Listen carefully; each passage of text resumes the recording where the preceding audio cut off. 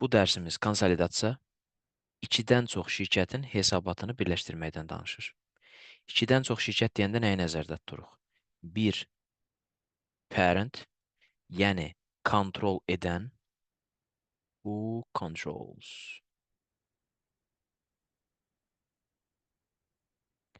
Plus, onun at least, ən azı, one subsidiary'si. Subsidiary ana dilimizdə törəmə müəssisə deməkdir. Parent bizim dilimizdə ana müəssisə deməkdir. Subsidiary who is controlled. Yəni, parent kontrol edən, subsidiary kontrol edilən. Bu ikisi bir yerdə hesabatlarını birləşdirəndə olur consolidated financial statement. Və ya bunlara bəzən parent üstəgələk subsidiary və ya subsidiarylər adlanır qrup.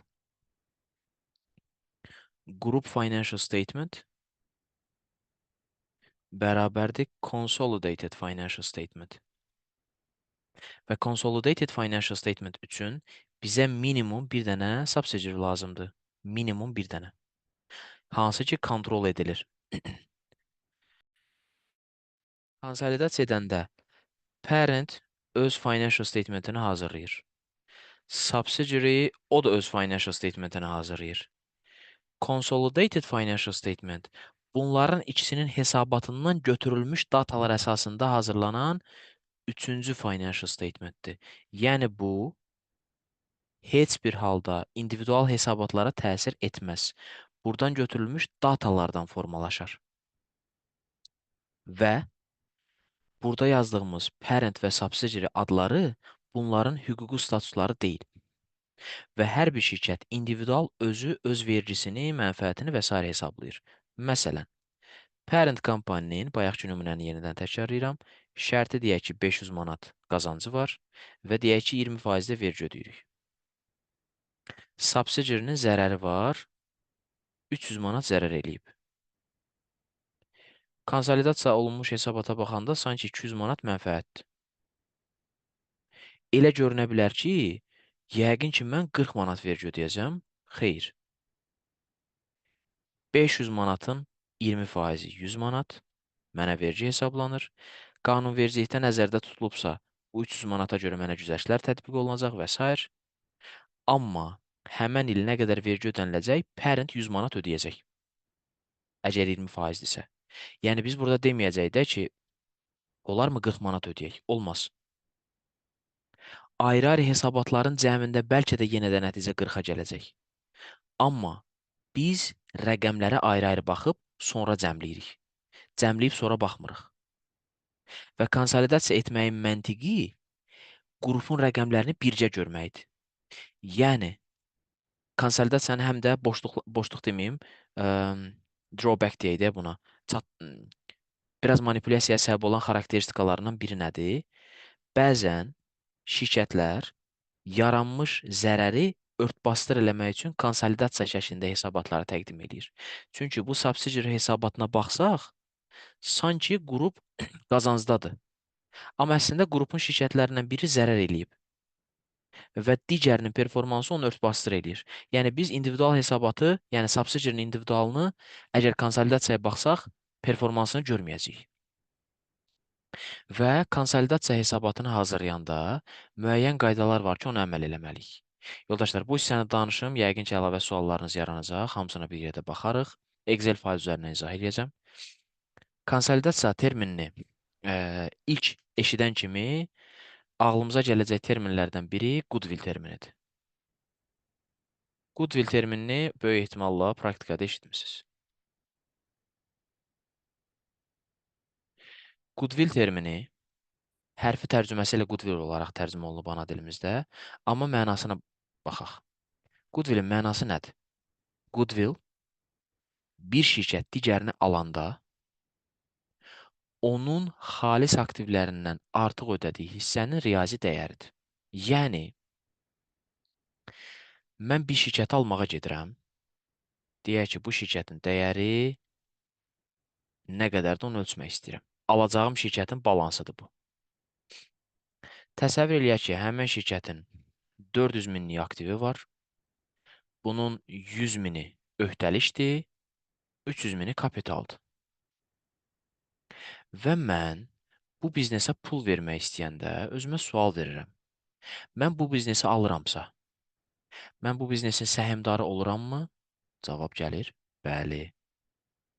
Səhmdarın biznesdəki porsiyası bu cür hesablana bilərmi? Kapital, yəni equity, həm də net asset adlanırdı.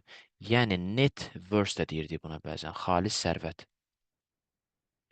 Belə hesablaya bilərdik. 400 çıxılsın 100, yəni 300. Mən birdən ağlıma gəlir ki, bəlkə bu şirkətə, axı mənim illər idi arzum idi bu şirkəti alım. Mən bu şirkətə 300 yox, təklif eləyirəm, şərti özümdən deyirəm yoldaşlar, heç bir riyazi hesablaması yoxdur. 415 manat pul ödəyim. Rəvan məndən soruşur ki, Ramin, 300 olurlu niyə 415 ödədin? Səbəb nə oldu? Mən deyirəm ki, Rəvan, bax görürsən bu şirkəti.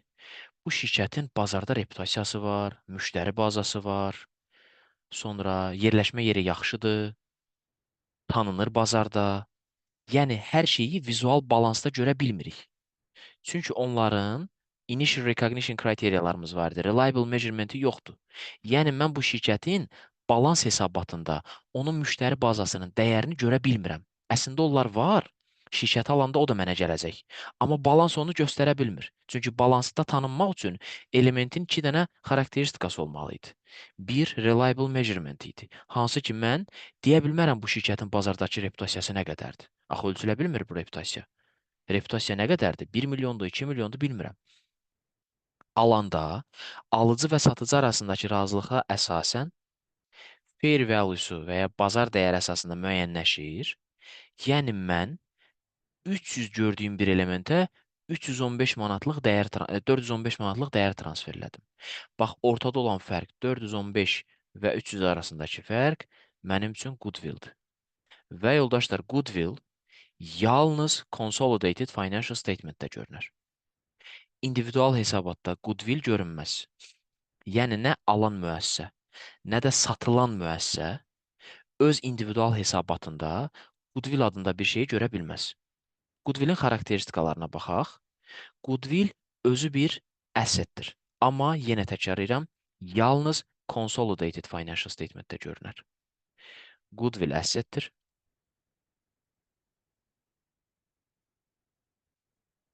Intangible'dır.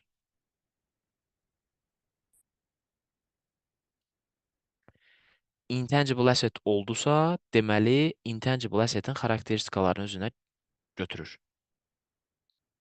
Onda dərhal mənə cavab gəlir ki, Rami, Goodwill-i depreciate eləyəkmi? Deyirəm, xeyr. Niyə? Çünki Goodwill-in istifadə müddətini bilmirəm. Qeyri-müəyyəndir. Mən nə bilim ki, müştərilərin yanında reputasiyamın istifadə müddəti nə qədərdir? Axı dedik, amortizasiya, yəni depreciation, amortization terminləri, bunlar sistemli bölgüdür. Bunun üçün də mən defined useful life bilməliyim. Yəni, bilinən istifadə müddətinə sahib olmalıyam. Məsələn, aktivi alanda deyək ki, bina alıram və ya avtomobil alıram, istifadə müddəti bəllidir. 50 il, 100 il, 200 il, hər nədirsə bilirəm. Amma goodwill, mənim bazarda reputasiyamın bir əl kitabçası var? Yox. Bir istifadə müddəti var? Yox, bilmirəm. Qeyri-müəyyəndir. Ona görə də goodwill-i baxmayaraq ki, intangible, yəni qeyri-maddi aktivdir, depreciate, amortize eləyə bilmirəm. Bəs neynirəm?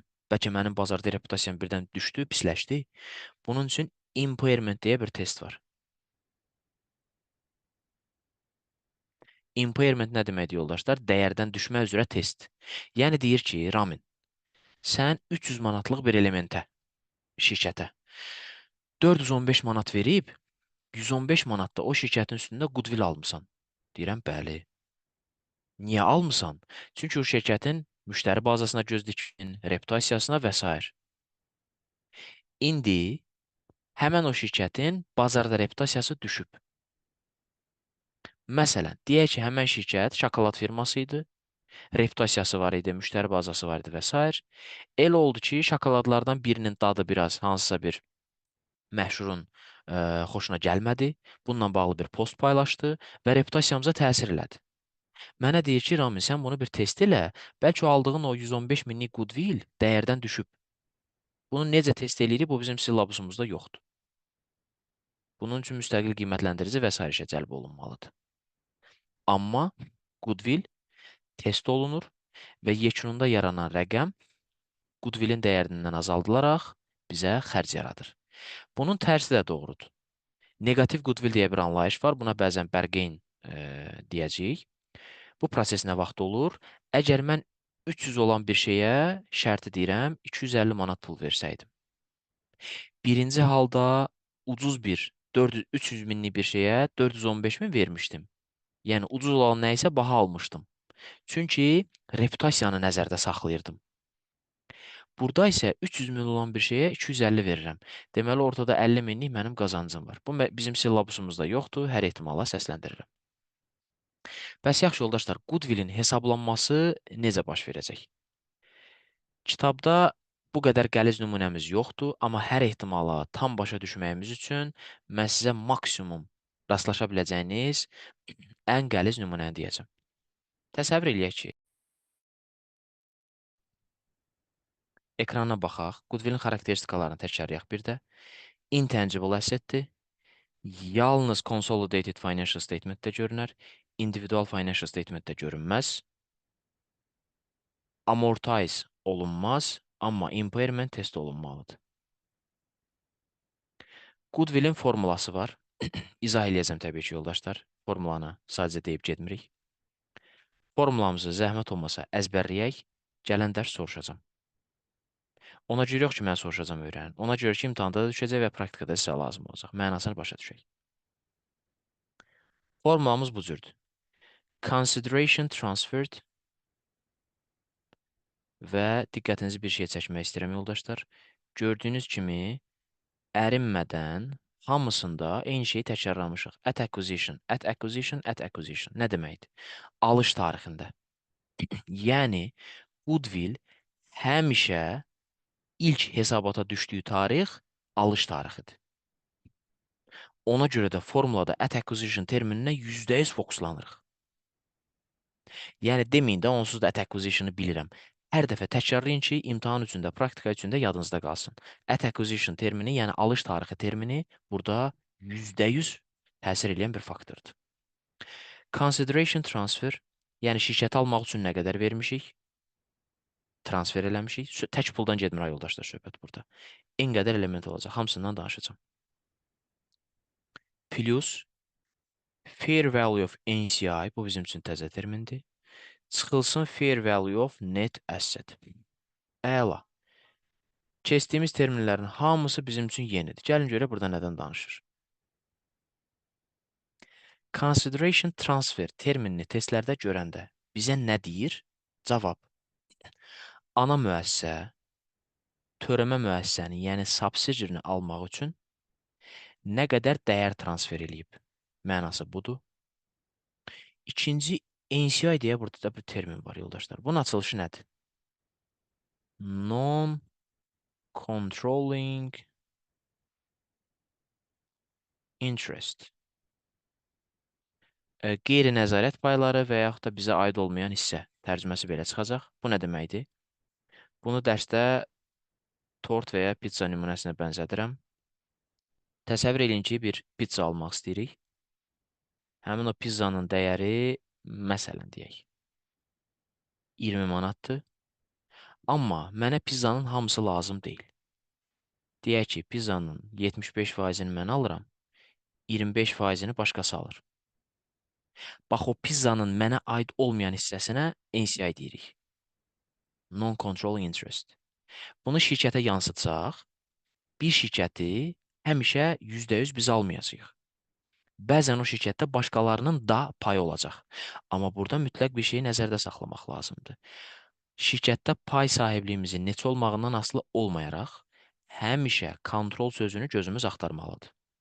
Yəni, konsolidasiya eləməyə başlayıramsa, deməli, artıq kontrol filtrindən keçmişəm. Kontrol olduğuna əmin olandan sonra NCI və s. barədə düşünürəm. Bir daha deyək. NCI, yəni non-controlling interest, biznesdə bizə aid olmayan hissənin dəyəridir. Yəni 75%-ni mən almışamsa, deməli 25% də başqa bir yerdədir. Və o 25% başqasınındır. Mənim olmadığı bəllidir. Kimdədir bilmirəm və mənə maraqlı da deyil. Mənə maraqlı olandır ki, məndə deyil. Yəni mən öz aldığım hissəyə cavabdeyəm. Mən 75%-ni alanda nə qədər vermişəm? Şərti deyək. 18 manat mən verdim. Geri qalan 25% də almağa, deyək ki, o adam da verib 9 manat. Biz ikimiz 20 manatlıq pizzaya 27 manat verdik. Deməli, 7 manat əlavə verməyimizin səbəbi goodwill-dir. Formulanı maksimum bu qədər sadələşdirə bilərik. Amma yoldaşlar, xahiş edirəm, pizza nümunəsindən uzaqlaşaq və biz professional formada öyrənək formulanı. Yaxşı? Terminlərə ad vermək istəsəz.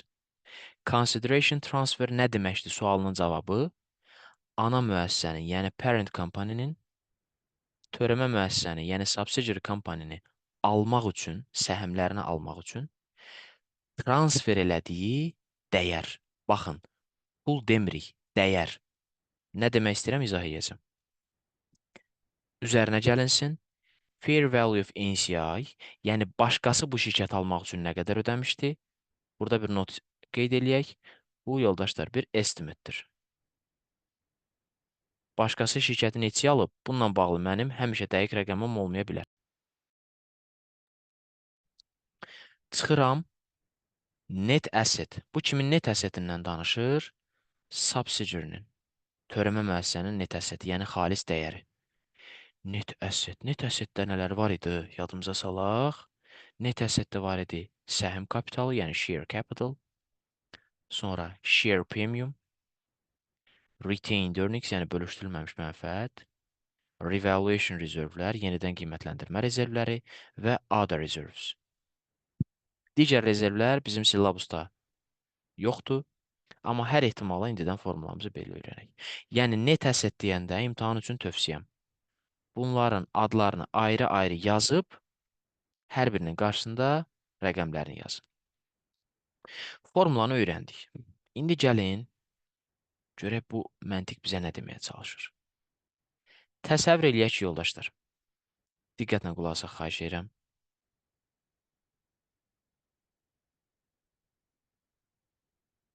Elə eləyim ki, rəqəmlər mümkün qədər təkrarlanmasın. Bax, törəmə müəssisəni burada görürük, ekranda işarə edirəm, subsidiary. Alış tarixində, yəni 1 yanvar 2023-də parent company və non-controlling interest gəliblər bu subsidiary-ni almaq istəyirlər. Parent company şirkətin 80%-ni almaq istəyir. Non-controlling interest də 20%-ni almaq istəyir. 1 yanvar 2023 tarixində. Parent company deyir ki, mən bu şirkətin 80%-ni alıram. Yəni, şirkətin neçə dənə səhmi var? Gəlin baxaq. Görürsünüz burada. 100 dənə. Hardan bildim 100 dənə olduğunu? Əgər burada 100 dollar share capital varsa və hər birinin face value-su 1-dirsə, deməli 100 bölünsün 1. 100 ədəd səhm var imiş. Hətta gəlin rəqəmi biraz dəyişim. Hələ ki, sualları axıra saxlayaq, yoldaşlar. Məsələni tam bitirim, çünki suallarınız qarışıq ola bilər. Bu rəqəmi eləyirəm 0.5. Daha 0.4. Hətta 0.4 elədim. Şirkətin neçə dənə səhmi var imiş? Buraya yazıram number of shares. Əgər hər biri 0.4-dən olan səhmlər 100 dollar dəyər yaradıbsa, deməli şirkətin 250 dənə səhmi var imiş. Bir daha deyirəm. Hər biri 40 sent olan neçə dənə səhm olsa 100 dollar share capital olar? 250 dənə. Parent company deyir ki, mən bu şirkətin 80%-ni alıram. Yəni, yazıram bura, parent shares. 250-nin 80%. 200 dənəsini parent alır. NCI də alır faizini. Yəni 250-nin 20-si. 50 dənəsini də NCI alıb. Gəlin görək bu səhmləri almaq şirkətlərə neçəyə başa gəlib. Parent deyir ki, qardaş, mənim pulum tam çatmır. 80% səhm almıram səndən. 5500 dollar və ya manat sənə nəqd pul verirəm. Plus səndən aldığım hər bir dənə səhmə görə özümdən 3 dənə səhm verəcəm. Necə olur onda? Mən onun səhmdarı, o da mənim səhmdarım olur. Bəli, praktikada mümkündür. Amma yoldaşlar, belə bir çaşqınlıq yaranmasın. Bu o demək deyil ki, mən ona səhm verirəm, o məni kontrol edir, mən də onu kontrol edirəm. Düşürük labirintə. Belə bir şey yoxdur. Heç bir halda tərəflər bir-birini qarşılıqlı şəkildə kontrol edə bilməz. Kontrol yalnız birinin digər üzərində kontrol ola bilər və bunu heç bir faktor dəyişə bilməz. Bir daha deyirəm, mənim ona səhm verməyim onun da mənim üzerimdə kontrol olacağı mənasına gəlmir. Sadəcə o bizim səhmdarlarımızdan birinə çevrilir. Çünki biz bilmirik ki, parent müəssisənin neçə dənə səhmdarı var, səhmi var. Elə qəbul edin ki, parent kompaninin 1 milyon dənə səhmi var idi. 1 milyon dənə. Və mən də 200 dənəyə qarşılıq 600 dənəsini verdim cəmsi. 1 milyon dənədən 600-ünü vermişəm. Yəni o qədər böyükdür. Maştabı böyüdürəm ki, həcmi böyüdürəm ki, gözünüzdə o kontrol hissəsində qarşılıq yaranmasın. Deməli, mən nə etdim? Ona dedim ki, bax qardaş, sən mənə 200 dənə səhmi ver, mən qarşılığında sənə 5500 pul verirəm, barter edirəm də sanki. Plus, özümdən də sənin hər bir dənə səhminə 3 dənə özümdən səhm verirəm. Sən apar onu bazarda sat, pul elə. Yəni sənə özümdən 600 dənə səhm verirəm. O da deyir ki, Ramin, 600 dənə səhmi mənə verdin, baxı bu pul olaraq nə qədər eləyir? Deyirəm ki, mənim bir dənə səhmim bu dəqiqə bazarda 4 dollardır. Aparıb məndən aldığın səhmi bazarda satsan, 2400 pulun var. Bir daha deyirəm, parent subsidiary'nin 200 dənə səhmini almağa gedib. Yolda yadına düşür ki, ayda mənim pulum azdır, çatmayacaq. Ona deyir ki, gəl belə bir şey eləyək. 5500 nəqd verirəm pul. Cibimdə nəqd pul azdır, sənə özümüzdən səhm verim. Səndən aldığım hər bir dənə səhmə özümüzün 3 dənə səhmini verirəm. Sən onu aparıb bazarda birini 4 dollara sata bilərsən. Özü də likviddir, narahat olma. Yəni, məndən 5500 pul alırsan, plus 2400 dəyərində səhm alırsan. Deməli, mən o 200 dənə səhm almaq üçün nə qədər dəyər transfer elədim? Gəlin hesablayaq. Deməli, 5500 nəqd pul vermişdim. Bunu da deməli belə eləyək. 200 vurulsun 3 bölünsün 1 vurulsun 4 dollar. 2400 də pul verdim. Totalda parent kompaninin transfer elədiyi məbləğ oldu bu iki rəqəmin cəmi. Yəni 7900. Bax bu rəqəmin adı oldu consideration transfer. Yəni parent o 200 dənə səhm almağı parentə neçəyə başa gəldi? Əla. İkinci, görəsən o digər şirkət 20% hissəni alan şirkət nə qədər ödəmişdi? Bilmirəm. Amma bildiyim bir şey var. Alqı-satqı günündə mənə məlumat çatdı ki, həmən gün bax bu subsidiarinin bir dənə səhmi bazarda 9 dollar imiş. Mən bilmirəm, həqiqətənmi 9 dollara alıb, yoxsa 7 dollara alıb, bilmirəm. Amma bildiyim bir şey var ki, həmən gün 9 dollar idi. Və bayaq nə dedik? Dedik ki, NCI bir estimatedir, bir təxmindir. Mən onu real olaraq, bəlkə də heç vaxt bilməyəcəm, o şirkət neçə alıb. Amma təxmin eləyə bilərəm. Deməli, mənim təxminim üzrə elə güman eləyirəm ki, bu NCI neçə dənə səhm alıb? 50 dənə. 50 dənə almaq üçün görək əlbəl nə qədər pul verib, bilmirəm. Amma təxmin eləyə bilirəm. Deyirəm, böyük ehtimalla bir dənəsinə 9 dollar verib. Testlərdə bunu özü sizə verəcək. Deməli, həmən şirkət, yəni NCI, digər tərəf, bu şirkətin səhmini almaq üçün 50 vurulsun 9 dollar ödəyib. Yəni 450 dollar da o ödəyib. Mənim təxminim oldu. Baxıram ki, biz ikimiz getdik bir dənə şirkət aldıq. İkimiz kimdir?